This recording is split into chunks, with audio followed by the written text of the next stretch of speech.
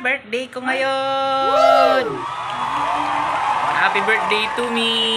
Simpleng handaan lang kasi nagtitipid ako dahil sa Sabado may event tayong pupuntahan. Baka magustuhan nyo yung music festival sa Circuit Ayala, Makati. Okay? So for now, babush!